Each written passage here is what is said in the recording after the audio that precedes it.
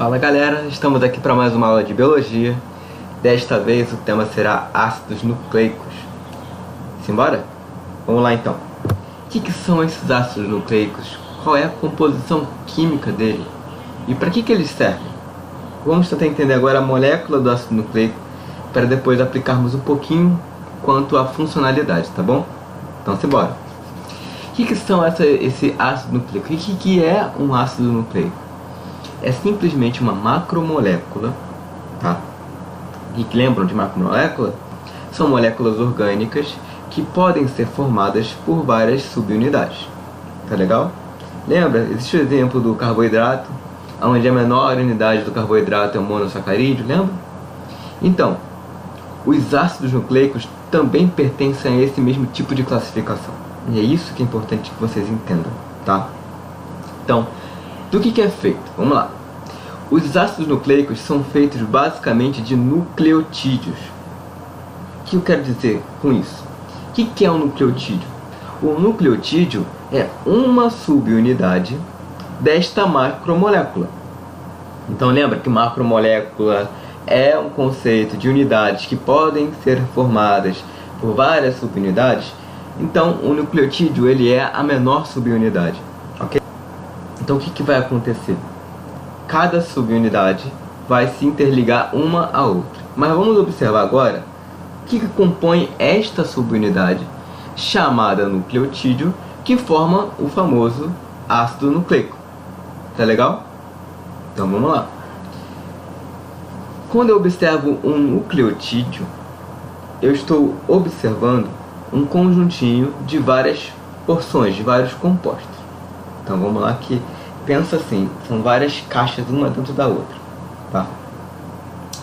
Quando observo a menor unidade de um ácido nucleico, que é um nucleotídeo, eu percebo que dentro de cada nucleotídeo eu tenho três porções.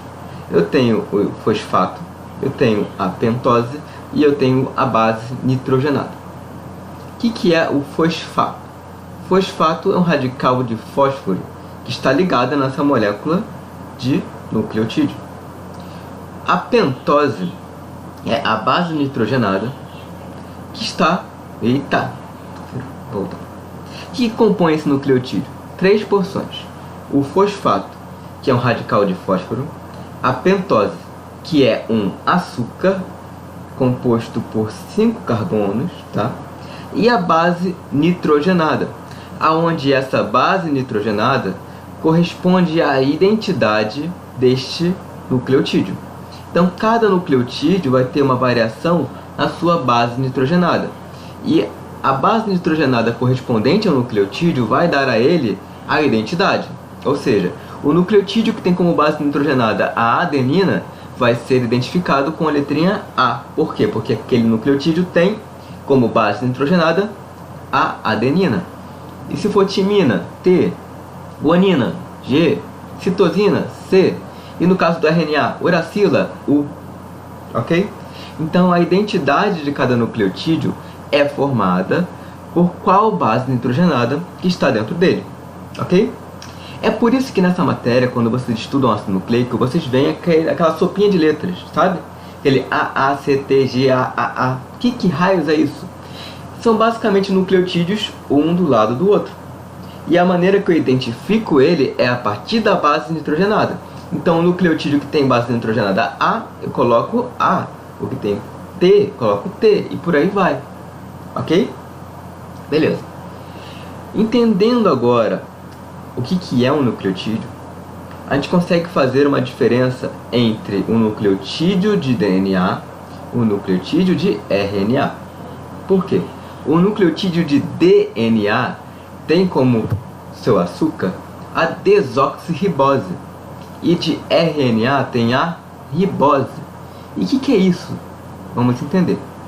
Tanto ribose quanto desoxirribose são carboidratos, são açúcares. Tá legal? Beleza, uma boa questão de prova. Existe açúcar dentro do teu DNA. A ribose, ela vai ter duas hidroxilas, que são esses OHzinhos aqui, ó. Beleza? Já a desoxirribose vai ter uma hidroxila e um hidrogênio. Beleza? Então, é uma diferença quanto a nível de carboidrato, tá? Então, dentro do nucleotídeo, eu tenho um fosfato, eu tenho uma pentose, que é um carboidrato, e eu tenho uma base nitrogenada. Beleza? Aonde o carboidrato, ou seja, a pentose, tem uma sutil alteração em cada ácido nucleico que eu trabalho. Quando eu estou observando o RNA, eu tenho a ribose. Quando eu observo o DNA, eu observo a desoxirribose, ok? Então, essa é uma das diferenças, tá, fundamentais na diferenciação entre RNA e DNA, ok? Então, bora. Beleza. As bases nitrogenadas, ou seja, a identidade, aquela partezinha do nucleotídeo que dá ao nucleotídeo a identidade dele, pode ser púrica ou pirimidina, ou seja, na estrutura química da base nitrogenada, eu posso ter um anel aromático ou dois anéis aromáticos. Quando eu tenho apenas um anel aromático, eu tenho as pirimidinas. Quando eu tenho dois anéis aromáticos, eu tenho uma purina. Sempre será uma purina quando tiver adenina ou guanina. Sempre será uma pirimidina quando tiver citosina, timina ou uracila. Ok? Beleza. E aqui a gente pode ver, a adenina e guanina tem dois anéis aromáticos, tá vendo? Que essa estruturinha aqui, ó, que tem uma fórmula geométrica, uma dupla ligação. Quando eu tenho duas vezes, eu tenho uma púrica, porque são dois anéis. Quando eu tenho apenas um, né, ou pirimídica, beleza? Que acontece na timina, na citosina e na uracila, ok? Então isso diz respeito às bases nitrogenadas, ok? Então beleza, vamos embora. Colocando aqui em xeque então a diferença entre DNA e RNA.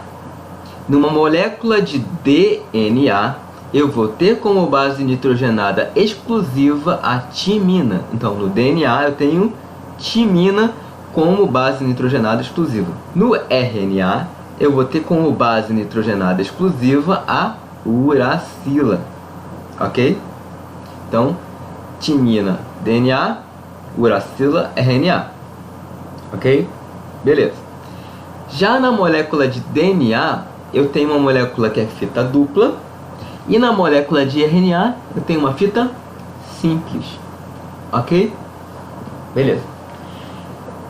E o DNA, como eu falei, ele tem como seu açúcar a desoxirribose. E o RNA possui a ribose. Ok? Então tá. O que eu quero mostrar nesse slide é que existe uma diferença de função entre DNA e RNA. O DNA, ele compõe um conjunto de informações que se referem a quem você é. É basicamente informação, dados, tá? Que fica armazenada, essa informação fica armazenada numa região celular chamada de núcleo, tá? Esta região celular chamada de núcleo está presente nos eucariontes, tá? Dentro do núcleo eu tenho o DNA, que é basicamente informação. Só que esse DNA não consegue sair do núcleo, porque ele tem que estar íntegro, ele tem que estar protegido.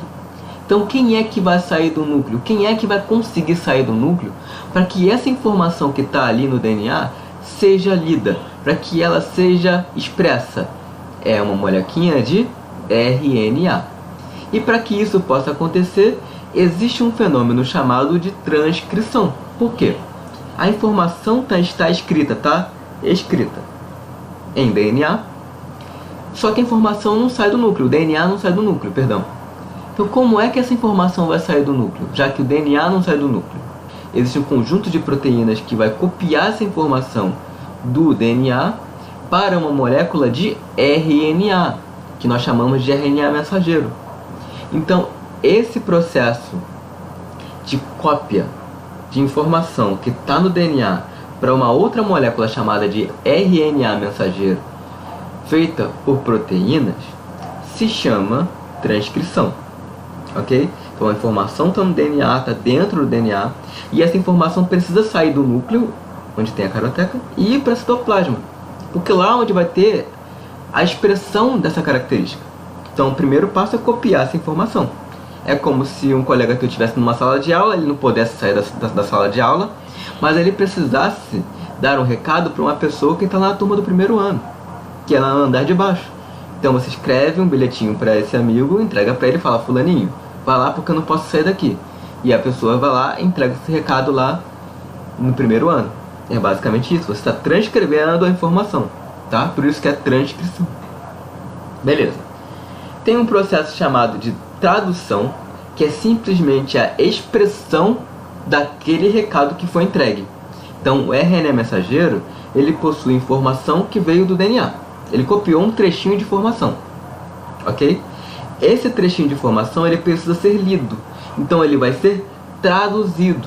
Ele vai ser lido e traduzido por uma molécula chamada de RNA ribossomal, também conhecido como ribossomo, tá? Beleza. Que vai interagir com uma outra molécula de RNA chamada RNA transportador. Tudo isso faz com que exista um processo chamado tradução, tá? E existe também um processo chamado de duplicação ou autoduplicação ou replicação, tanto faz, são 3 nomes para a mesma coisa, que é basicamente a duplicação do material genético para que uma célula se divida em 2. E isso acontece num processo chamado divisão celular. Hoje a ideia é mostrar para vocês apenas os ácidos nucleicos, ok? Beleza? Então tá. Então aqui uma diferença estrutural, timina e uracila, como eu falei para vocês. O DNA tem adenina, guanina, citosina e timina. O RNA tem a mesma coisa, só que em vez de timina tem uracila, ok? Beleza. Então, como eu disse no slide anterior, o RNA pode aparecer de 3 maneiras. Ele pode ser RNA mensageiro quando ele está sendo sintetizado lá no núcleo para levar um trechinho de informação do núcleo para o citoplasma. Ele pode ser RNA ribossomal quando ele vai formar a estrutura, a argamassa, ele vai formar a estrutura que compõe o ribossomo. Tanto que muitos autores chamam o ribossomo de RNA ribossomal, como se fosse a mesma coisa. Por quê? Porque se o ribossomo fosse um prédio, o RNA ribossomal seriam as vigas do prédio, ok? Beleza? E tem o RNA transportador, que vai levar aminoácidos lá para dentro do ribossomo, para que eu consiga juntar vários aminoácidos, formando um conjunto de aminoácidos que nós chamamos de proteína, tá? Tem uma aula de proteína, tá? Depois, qualquer coisa, assistam a aula de proteína que eu vou disponibilizar para vocês. Beleza? Então é basicamente esse tipo de interação que acontece com os 3 tipos de RNA. Eu tenho o RNA mensageiro, que é essa fita que veio lá do núcleo. Eu tenho o ribossomo.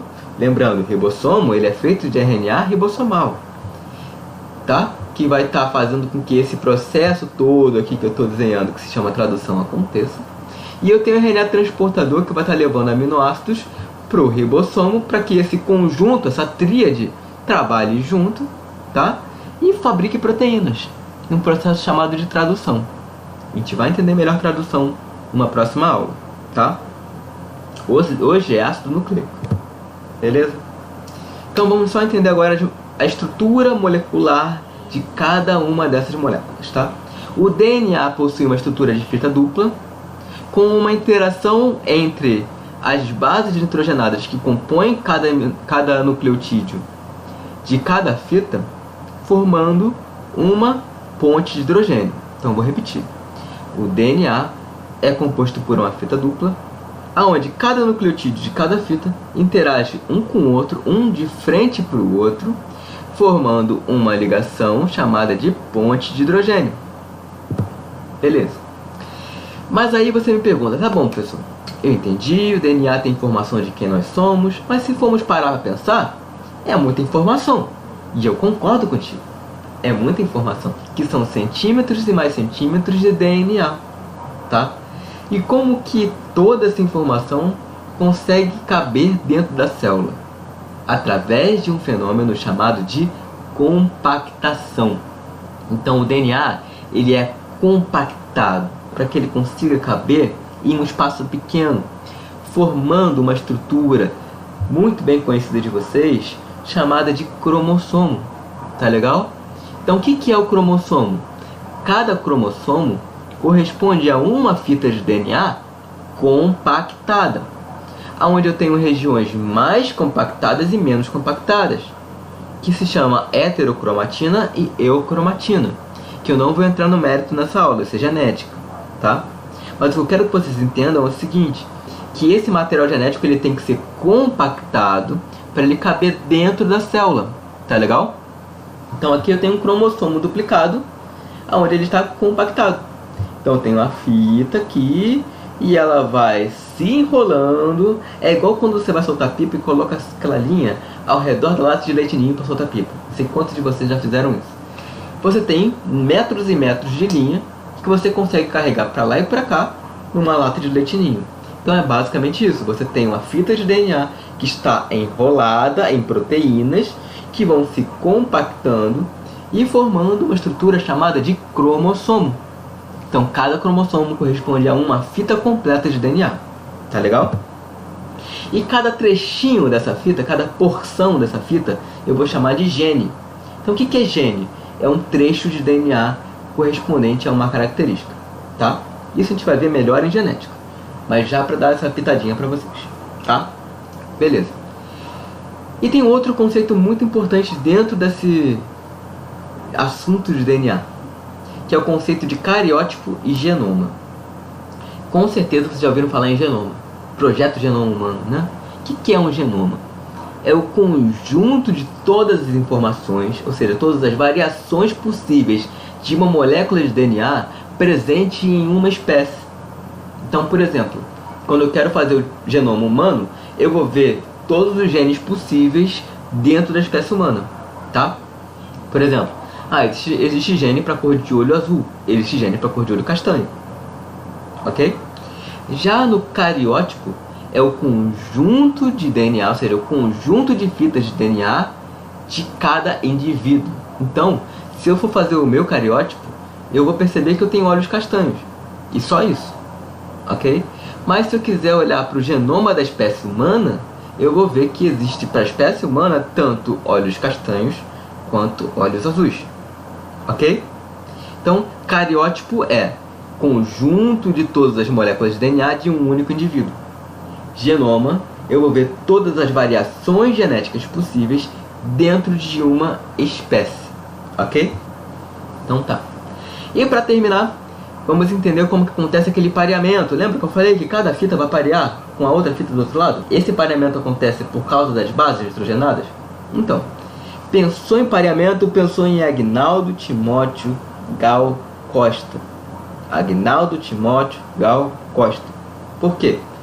Porque a adenina vai parear com timina e guanina vai parear com citosina. Agnaldo Timóteo Gal Costa. Ok? Então, quando em uma fita tenho Agnaldo, na outra fita eu vou ter Timóteo.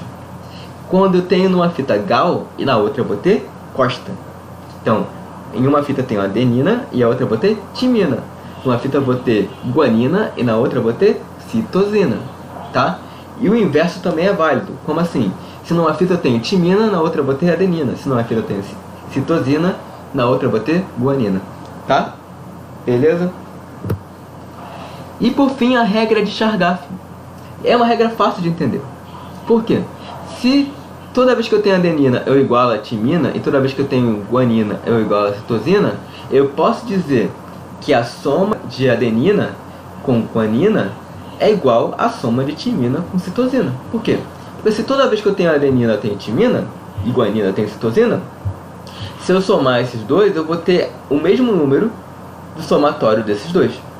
Isso vai gerar uma regra chamada regra de Chargaff, que cai muito em questão de vestibular e é uma questão fácil. Tá legal? Eu vou colocar questões como essas pra gente fazer. Show? Então é isso. Queria agradecer pela presença de todos aqui na aula, tá? Recadinho, né? Previna-se. Fique em casa. Fique em casa. Isso aqui vai passar, tá? Acredite. E não esqueça dos hábitos de higiene, né? Lavar a mão, álcool gel, tá? Espirrar como o Batman. Beleza? Estamos juntos aí contra esse coronavírus. Valeu, gente.